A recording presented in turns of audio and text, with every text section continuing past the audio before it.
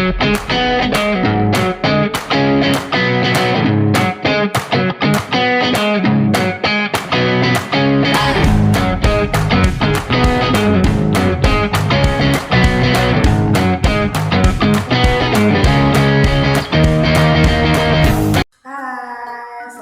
warahmatullahi wabarakatuh. Di sini kita akan menjelaskan mengenai citasi dan parafrase. Yang poin pertama yang saya akan jelaskan yaitu citasi. Citasi adalah cara kita memberikan penghargaan dan pengakuan terhadap sumber-sumber tersebut.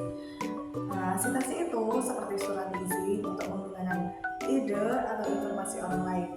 Kita mencantumkan nama penulis, tahun terbit, dan detail lainnya sesuai dengan gaya penulisan yang kita gunakan. Ada beberapa contoh format citasi dalam berbagai gaya, yaitu yang pertama apostyle dan Chicago style. Sekarang, mengapa sih citasi itu penting? Karena citasi mempunyai 4 fungsi, yaitu yang pertama, citasi adalah cara kita menghargai karya orang lain, sama seperti memberikan hadiah atau ucapan terima kasih. Citasi menunjukkan bahwa kita menghormati ide dan penelitian mereka. Yang kedua, citasi membantu kita memvalidasi argumen atau informasi yang kita sampaikan dengan merujuk pada sumber yang kita percaya. Tulisan kita menjadi lebih kuat dan meyakinkan.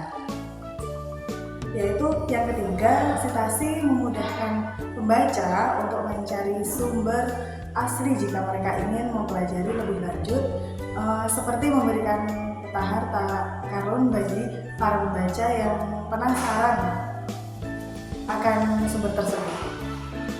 Dan yang paling penting, citasi menghindarkan kita dari tujuan plagiarisme.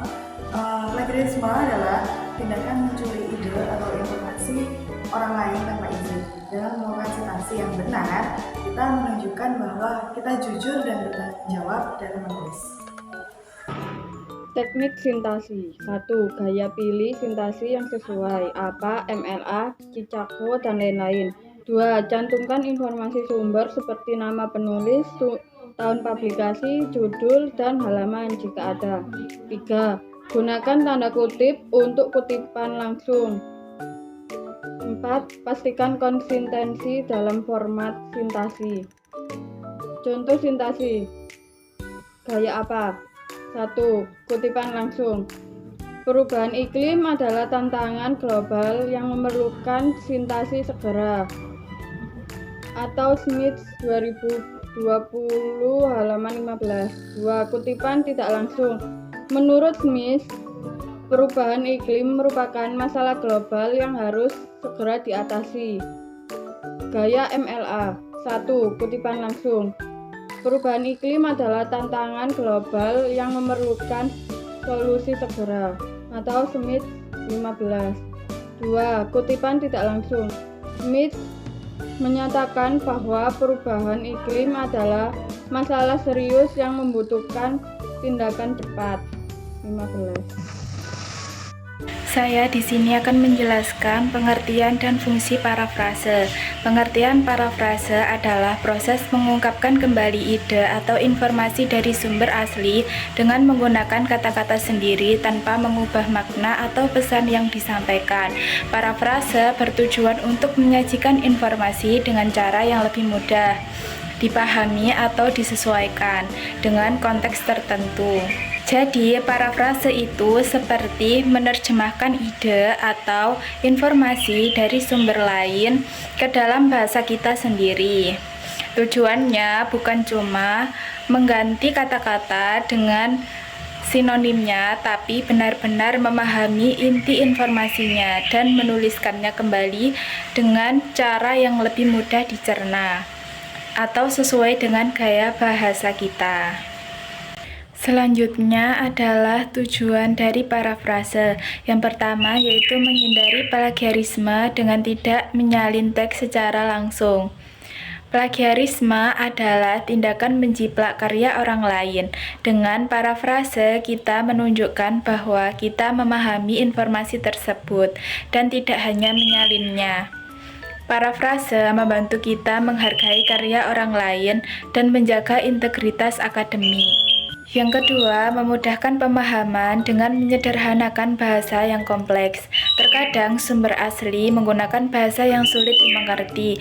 Parafrase membantu menyederhanakan bahasa tanpa mengurangi makna, sehingga informasi lebih mudah dipahami oleh audiens yang lebih luas.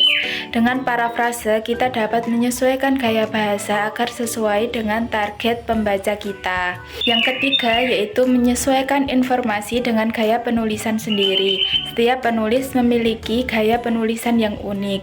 Parafrase memungkinkan kita untuk menyampaikan informasi dengan gaya bahasa kita sendiri, sehingga tulisan kita terasa lebih personal dan mudah dibaca. Ini juga membantu kita mengembangkan kemampuan penulis dan menemukan gaya bahasa yang paling cocok untuk kita. Yang keempat, memperkuat argumen dengan mengutip sumber secara tidak langsung. Parafrase memungkinkan kita untuk mengutip sumber secara tidak langsung. Ini berarti kita menyampaikan ide dari sumber lain dengan kata-kata kita sendiri, bukan menyalinnya secara langsung. Mengutip sumber secara tidak langsung dapat memperkuat argumen kita karena menunjukkan bahwa kita memiliki pemahaman yang baik tentang topik yang kita bahas. Baik, di sini saya akan menjelaskan tentang teknik dan contoh teks parafrase. Pertama, kita akan menjelaskan tentang teknik parafrase. Yang pertama adalah baca dan pahami teks asli. Sebelum memulai, baca teks asli dengan bersama sampai kamu benar-benar mengerti apa yang disampaikan. Pastikan kamu menangkap ide utama dan detail-detail pentingnya. Kemudian yang kedua, tulis ulang dengan kata-katamu sendiri. Setelah memahami teks-teks, coba tulis ulang ide-ide tersebut menggunakan gaya bahasamu dan kata-kata yang bisa kamu gunakan sehari-hari. Jangan menyalin kalimat persis seperti teks aslinya. Kemudian yang ketiga, kata ganti atau susunan kalimat. Kamu bisa mengganti beberapa kata dengan sinonim atau kata yang mirip menggunakan struktur kalimatnya.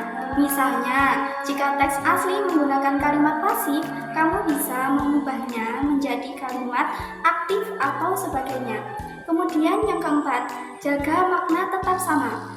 Meskipun kamu mengubah kata-kata atau susunan kalimat, pastikan makna atau pesan dari teks asli tidak berubah. Jangan sampai parafrase yang kamu buat justru mengubah arti yang sebenarnya.